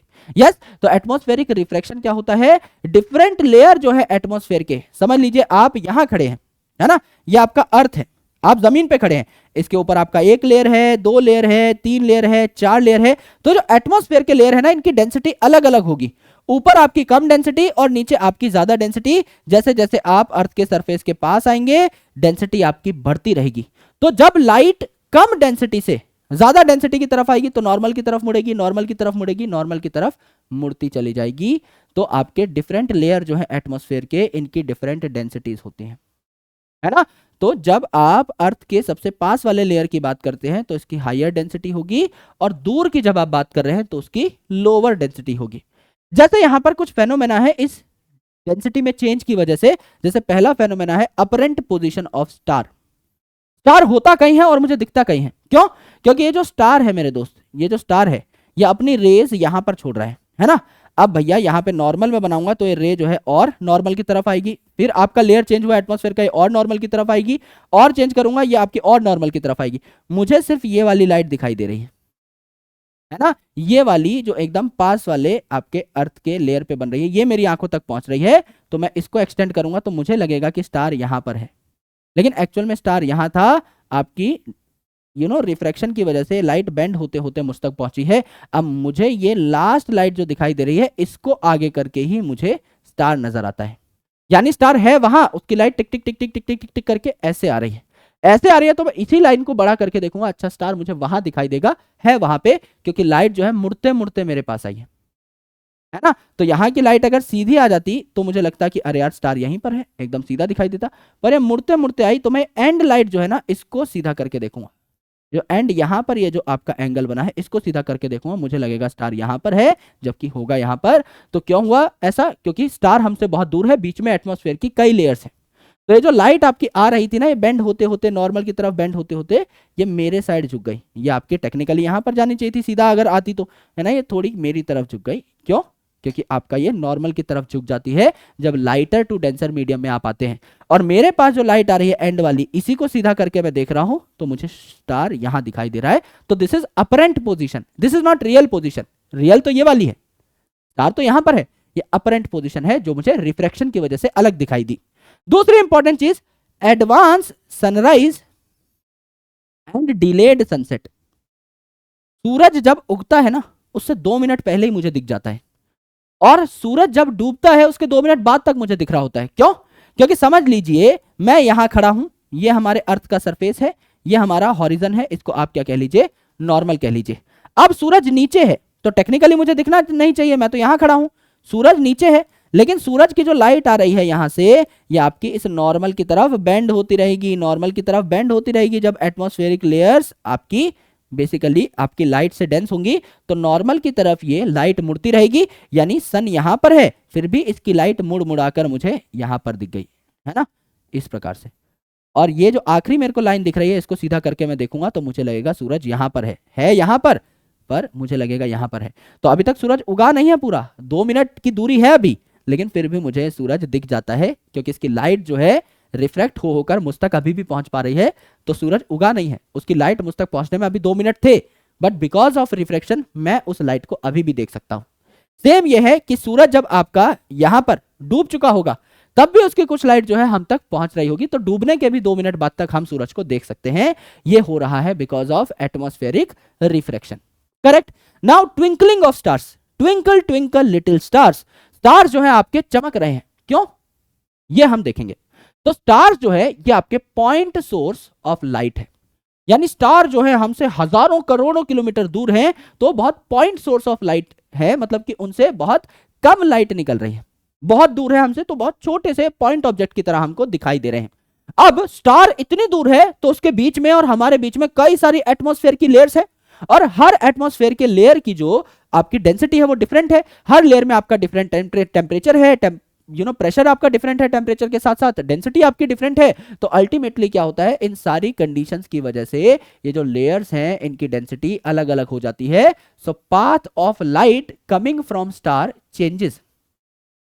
जैसे अभी कोई लेयर है उसमें अच्छी खासी डेंसिटी है, टेम्परेचर प्रेशर सेट है, अच्छी खासी डेंसिटी है, तो स्टार से आने वाली रेज अलग तरीके से मुड़ रही होंगी, तो अपरेंट पोजीशन अलग बन रही होगी। ये स्टार है, बीच में कई सारी लेयर है, समझ लीजिए इस तरीके से मुड़ी, तो मुझे स्टार यहां दिखाई दे रहा है ना, ये रेडिएशन इस तरीके से मुड़ी, मुझे स्टार यहां दिखाई दे रहा है, फिर इस तरीके से मुड़ी, मुझे स्टार यहां दिखाई दे रहा है ना। लेकिन स्टार जो है इसके बीच में कई सारी लेयर हैं तो मुझे स्टार ना अलग अलग तरीके से दिखाई दे रहा है, तो कभी आपका ज्यादा ब्राइट दिखाई दे रहा है, कभी कम ब्राइट, कभी ज्यादा ब्राइट, कभी कम ब्राइट।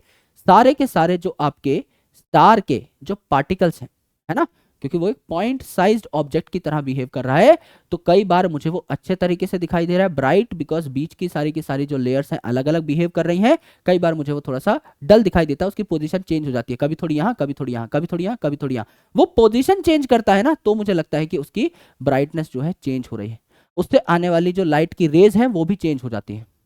कई बार बहुत सारी रेज आप तक पहुंच रही होती हैं, बीच का जो आपके लेयर है बहुत अच्छे तरीके से बिहेव करते हैं, सारी रेज आप तक पहुंच रही होती हैं अच्छी खासी, तो आपको अच्छा दिख रहा होता है, स्टार ब्राइट दिख रहा होता है ना। कई बार कुछ लेयर्स जो है आपकी अलग मुड़ जाती है just because of the beach के एटमॉस्फेरिक लेयर्स की कंडीशन, तो आपको बहुत अच्छे से नहीं दिखाई देता है ना, तो डल दिखाई देता है। इस हिसाब से ये जो लाइट है ये ट्विंकल करती रहती है ना।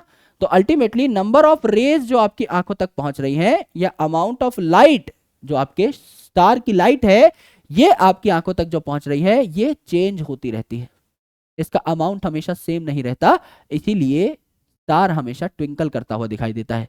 यानी वो एक पॉइंट साइज्ड ऑब्जेक्ट की तरह, पॉइंट सोर्स ऑफ लाइट की तरह बिहेव कर रहा है। बीच में कई सारे लेयर है ना, तो इन लेयर्स की डेंसिटी बढ़ती रहती है, घटती रहती है, क्योंकि बहुत ज्यादा लेयर्स है और बहुत दूर है स्टार। तो हर बार हर लेयर की कंडीशन सेम हो ये इंपॉर्टेंट नहीं है, बीच में कुछ लेयर्स की डेंसिटी में भी गड़बड़ हुआ तो हमारी आंखों तक जो रेज पहुंच रही होंगी उनका नंबर कम ज्यादा हो सकता है। कई बार कम रेज दिखाई देंगी, कई बार ज्यादा, कई बार कम, कई बार ज्यादा, तो स्टार ट्विंकल करता हुआ हमको अपीयर होता है। लेकिन प्लैनेट्स क्यों नहीं ट्विंकल करते? क्योंकि प्लैनेट जो है हमसे बहुत पास है ना, पास है। तो एक्चुअल में प्लैनेट्स इतने पास हैं कि हम मानते हैं कि वो मिलियंस ऑफ आपके लाइट सोर्सेस से बने हुए हैं। एक स्टार जो है उसके कंपैरिजन में हजारों लाखों गुना ज्यादा पास है हमारा प्लेनेट, तो हमको अच्छे तरीके से दिखाई दे रहा होता है और वो ट्विंकल नहीं करता, क्योंकि ओवरऑल जितनी आपकी रेज हमारी आंखों तक पहुंच रही है एक प्लेनेट की वो ऑलमोस्ट कांस्टेंट होती है, तो वो इसलिए ट्विंकल नहीं करता, है ना, क्योंकि उसमें और हम में बहुत ज्यादा दूरी है नहीं, तो बहुत ज्यादा आपका रिफ्रैक्शन नहीं होता। रिफ्रैक्शन होगा लेकिन कुछ रेज अगर आपकी रिफ्लेक्ट हो गई, पहले उससे हमारे पास 10 लाख रेज पहुंच रही थी, है ना, अब 9,50,000 पहुंच रही है ना, कभी 9,30,000 पहुंच रही है, कभी 10,05,000 पहुंच रही है, बहुत ज्यादा वेरिएशन नहीं आई, तो हमको बहुत ज्यादा डिफरेंस पता नहीं लग रहा, वो ट्विंकल टिमटिमाता हुआ नहीं दिखाई दे रहा, almost same number of radiation, almost same amount of light ही हम तक पहुंच रही है, क्योंकि वो हमसे बहुत पास है, तो इतनी ज्यादा लेयर्स है नहीं कि बहुत ज्यादा हमको गड़बड़ दिख जाए।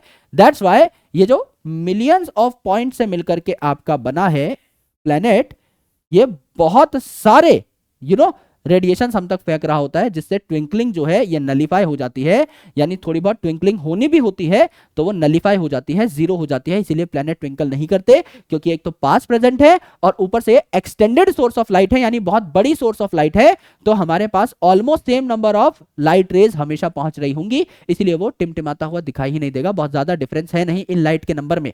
लेकिन स्टार इतनी दूर है और इतना छोटा है कि कई बार हमारे तक बहुत कम रेज पहुंच रही होती है, कई बार बहुत ज्यादा, तो कई बार बहुत कम आपका दिखाई देगा, कई बार बहुत ज्यादा, तो ट्विंकल होता रहेगा। और इतनी सारी रेज हैं कि उसकी अपरेंट पोजीशन जो है वो भी आपकी टिम करती हुई हमको दिखाई देती है। दिस इज वेरी इंपॉर्टेंट, हो सकता है इससे सवाल उठाकर पूछ ले। Last thing is the Tyndall effect या स्कैटरिंग ऑफ लाइट।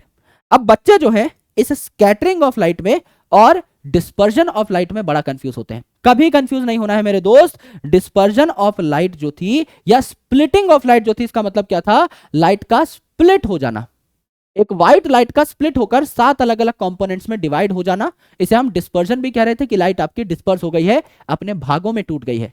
यहां पर आप क्या कह रहे हैं? स्प्लिटिंग नहीं कह रहे, यहां स्कैटरिंग कह रहे हैं। स्कैटर मतलब फैल जाना, फटना नहीं, फैल जाना। लाइट का कोई पार्ट ज्यादा फैल गया, लाइट का कोई पार्ट कम फैल गया, इसे हम कहते हैं स्कैटरिंग ऑफ लाइट। तो स्कैटरिंग ऑफ लाइट जो है बाय हेट्रोजिनस कोलॉइडल पार्टिकल्स, ये आपको देखने को मिलता है। हेट्रोजिनस मतलब होमो मतलब सेम, हेट्रो मतलब डिफरेंट। तो एयर में हमेशा सेम सेम से पार्टिकल्स प्रेजेंट हुए जरूरी थोड़ी है। किसी जगह पर पॉल्यूशन ज्यादा है तो फॉग ज्यादा है, स्मॉग ज्यादा है, पॉल्यूटेंट ज्यादा है, डस्ट पार्टिकल ज्यादा है, कहीं पर ये सारी चीजें कम है। तो हवा जो है इसमें छोटे छोटे कोलॉइडल पार्टिकल्स आपके पड़े हुए हैं। तो एयर के पार्टिकल बहुत ज्यादा छोटे होते हैं, कोलॉइडल पार्टिकल आपके मीडियम साइज के होते हैं, इससे बड़े पार्टिकल भी कई बार आपको देखने को मिल सकते हैं। तो ये मीडियम साइज पार्टिकल हैं जो आपके हवा में देखने को मिलते हैं, जैसे कि स्मोक है, वाटर है, डस्ट है, एयर है, ये सारी चीजें आपको देखने को मिल रही होती हैं।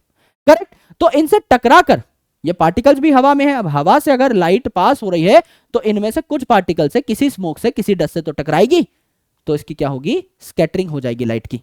तो colour of scattered light depends upon the size of particle. कितने बड़े पार्टिकल हैं हवा में, उससे टकराकर कैसा कलर बनेगा, यह डिपेंड कर रहा होता है on the size of particle. बहुत छोटे पार्टिकल हैं तो ब्लू कलर की लाइट आपकी बन रही होती है ना। यानी हवा जो है इसमें नॉर्मली बहुत छोटे छोटे पार्टिकल हैं, तो स्काई आपको कैसे दिखाई देती है? ब्लू दिखाई देती है। आपका स्कैटरिंग के बाद आपको बेसिकली ब्लू कलर दिखाई दे रहा होता है। यहां देखिए लार्ज पार्टिकल्स जो है इसमें आपको रेड कलर दिखाई देगा। कहीं आपकी बहुत धुंध है ना, कहीं आपकी बहुत फॉग है, तो वहां आप जो है लाल कलर के सिग्नल्स लगा के रखते हो, जो आपके डेंजर सिग्नल्स होते हैं वो लाल होते हैं, क्योंकि आपकी बेसिकली बहुत कम स्कैटर करती है तो आपकी आंखों तक पहुंच रही होती है। एंड बहुत ही ज्यादा लार्ज पार्टिकल हैं तो व्हाइट कलर आपको देखने को मिल सकता है, व्हाइट कलर आपको देखने को मिल सकता है। करेक्ट। जैसे कि आपका ब्लू कलर ऑफ स्काई, तो मॉलिक्यूल ऑफ एयर जो है, हवा में जो मॉलिक्यूल है ये कंपैरेटिवली बहुत छोटे छोटे होते हैं, तो ये क्या करेंगे, आपके ब्लू लाइट को स्कैटर करेंगे, ब्लू लाइट को फैला देंगे, आपको अच्छे तरीके से ब्लू लाइट देखने को मिल रही होगी। यस, बाहर आपको ब्लू लाइट देखने को मिल रही होगी, तो आपकी स्काई जो है वो ब्लू अपीयर करेगी। लेकिन ये तब है जब हवा के मॉलिक्यूल्स बीच में हैं। अगर आप ऊपर उड़ रहे हो, आप एक विमान में बैठे हुए हो, एरोप्लेन में उड़ रहे हो, और आपको एक ऐसे इलाके में आप चले गए जहां पे एटमॉस्फेरिक एयर काफी कम है, तो कोई स्कैटरिंग नहीं होगी। यहां पर ब्लू जो है आपको फैली हुई नहीं दिखाई देगी, तो आपको स्काई डार्क अपीयर होगी। या आप नीचे से देख रहे हो तब जाके आपको ब्लू स्काई दिखाई दे रही है ना। अगर आप देखो तो सन जो है ये अपीयर होता है red during sunrise and sunset. Sunrise और सनसेट यानी जब सूरज उग रहा है या डूब रहा है, उस टाइम पर आपको क्या दिखाई देगा, ये रेड दिखाई देगा, अदरवाइज ये आपको थोड़ा येलोइश या व्हाइटिश दिखाई देता है। तो जब आपका सूरज एकदम माथे पर है, एकदम टॉप पर है, बहुत चिलकती हुई धूप अगर आ रही है, तो ये बहुत कम डिस्टेंस को आपका क्या कर रहा है, ट्रेवल कर रहा है, बहुत कम डिस्टेंस को ट्रेवल कर रहा है। तो यहां तक ना आपकी ब्लू बहुत ज्यादा स्कैटर करी है, ना रेड, ये दोनों आपकी क्या हो जाती हैं, आप तक पहुंच रही होती हैं। ब्लू और रेड का मिक्सचर आप तक पहुंच रहा होता है। नॉर्मली आपको व्हाइट कलर दिखाई दे रहा होता है। तो जब सूरज एकदम माथे पे है तो बहुत छोटा डिस्टेंस जो है सनलाइट को क्रॉस करना पड़ रहा है। लेकिन जब यहां पर है सूरज, यहां पर है सूरज उगते टाइम और डूबते टाइम, तो इसको खूब सारा क्या करना पड़ रहा है, डिस्टेंस ट्रेवल करना पड़ रहा है। तो ब्लू जो है आपकी स्कैटर हो जाती है रास्ते में ही, और आप तक रेड कलर पहुंच रहा होता है। तो आपको लगता है कि सूरज रेड है, इसमें तो कलर थे ही सारे के सारे, ब्लू आपकी ज्यादा स्कैटर हो गई और रेड आप तक पहुंच गई। ठीक है, तो आपको रेड दिखाई दिया। यहां पर देखिए डेंजर एंड स्टॉप साइन जो होते हैं ये आपके लाल कलर के होते हैं, क्योंकि जब आपकी सर्दी है तो फॉग है या फिर आपका कोई स्मोकी डे है, तो यहां पर आप चाहोगे कि रेड कलर जो है ये आपका लीस्ट स्कैटर करे, ब्लू वगैरह सारे साइड में स्कैटर कर जाए, लाल कलर की कोई चीज है तो आप तक पहुंच जाए। तो यहां पे लाल कलर के सिग्नल हैं जो बिना स्कैटर हुए आप तक पहुंच जाते हैं। यानी ब्लू जो है वो ज्यादा स्कैटर होता है, इसीलिए आपका स्काई में भी फैला हुआ दिखाई देता है। ब्लू कलर ज्यादा स्कैटर हो रहा होता है। यहां पर भी जल्दी स्कैटर हो गया है ना, लेकिन सिर्फ रेड आप तक पहुंची, बहुत ज्यादा दूरी थी। अदरवाइज अगर आप यहां कहीं खड़े होते तो आपको ब्लू कलर दिखाई देता है ना, अच्छा खासा ब्लू और रेड का कॉम्बिनेशन दिखाई देता। लेकिन अब ब्लू आपकी पहले स्कैटर कर चुकी है, तो रेड सिर्फ आप तक पहुंची।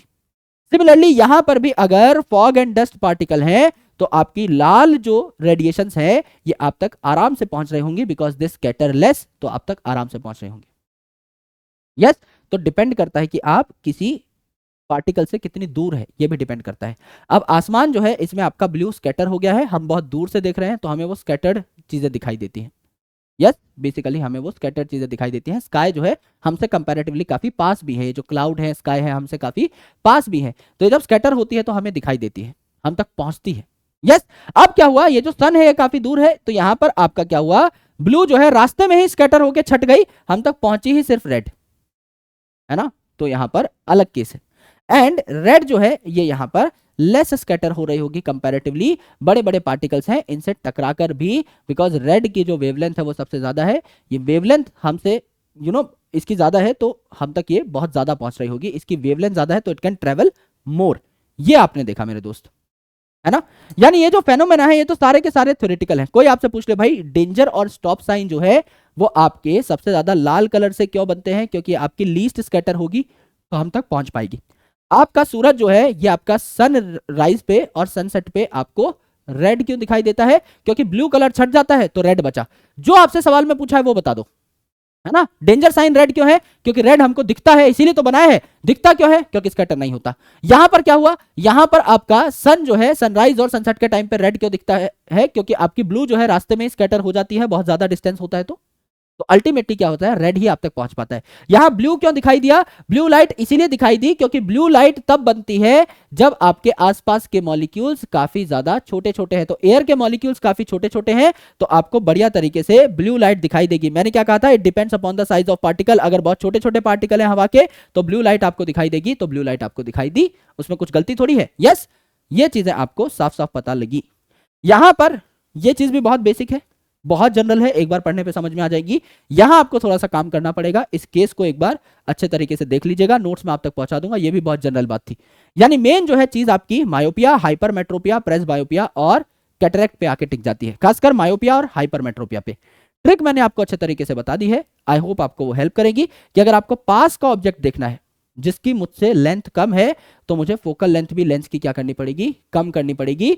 तो आपकी जो ये मसल्स हैं, सिलियरी मसल्स, ये भी अपनी लेंथ को क्या करेंगी, बेसिकली ये भी पास पास आएंगी, अपने बीच के डिस्टेंस को, अपने बीच की लेंथ को कम करेंगी, तो लेंस आपका मोटा हो जाएगा, कर्वेचर उसका बढ़ जाएगा, कर्व्ड हो जाएगा, तो फोकल लेंथ कम हो गई, इसकी वजह से पावर बढ़ गई, क्योंकि इनवर्स रिलेशन है पावर और फोकल लेंथ का। कर्वेचर बढ़ गया, गोल मटोल हो गया लेंस, ठीक हो गया, क्योंकि सिलियरी मसल्स आपकी पास पास आ गई जब आपको पास की कोई चीज देखनी थी। इसका जस्ट अपोजिट कर दो आपका दूर की चीज में, और इसी कॉन्सेप्ट को आप इस्तेमाल कर सकते हो मायोपिया और हाइपरमेट्रोपिया को समझने में भी। तो आई होप आपको बहुत ज्यादा मजा आ गया होगा इस चैप्टर को देख करके। इफ यस, तो एक बार तारा रारा इन द कमेंट सेक्शन या वीपू sir OP in the comment section please. मैं मिलता हूं आपसे अगले सेशन में, जहां पर हम लोग बात कर रहे होंगे इलेक्ट्रिसिटी की, एंड उसके बाद हम लोग मैग्नेटिक इफेक्ट नाम का एक चैप्टर पढ़ने वाले हैं, जहां पर हमारी फिजिक्स हो जाएगी खत्म। एंड देन आफ्टर हम लोग तोड़ फोड़ रहे होंगे काफी सारे अमेजिंग, काफी सारे इंटरेस्टिंग क्वेश्चंस को, जो कि आपके एग्जामिनेशन के लिए बहुत ज्यादा जरूरी है, बहुत ज्यादा इंपॉर्टेंट है। तो क्वेश्चन प्रैक्टिस भी इक्विवेलेंटली जरूरी है। थ्योरी जब आपकी रॉक सॉलिड हो जाएगी, तो मैं आपको क्वेश्चंस करा रहा हूंगा काफी सारे, जो कि मैं आपको एग्जाम के थोड़ा पास कराऊंगा, जिससे आपके दिमाग में वो चीजें सेट रहें जो कि मैं आपको बताने वाला हूं, और आप एग्जाम में इंप्लीमेंट करके आ सके। ऑलराइट, और जब हम 20 तारीख को अपना पेपर दे करके आएंगे, तो शाम को या 21 को मैं एक वीडियो बनाऊंगा, जहां मैं बताऊंगा कि मेरे पढ़ाए हुए एक एक पॉइंट से आपका क्वेश्चन बना हुआ है, यानी कि हम लोग पेपर को पहले ही हैक कर लेंगे, पहले ही सेट कर देंगे। सो प्लीज मेक श्योर आप इस चैनल पे हमारे साथ बने रहें और निरंतर पढ़ाई करते रहें। So lots of love, bye bye, take care, जय हिंद। मैं मिलता हूं आपसे अगले सेशन में, तब तक के लिए अपना ख्याल रखिए, पढ़ाई करते रहिए। शुक्रिया, टेक केयर, जय हिंद।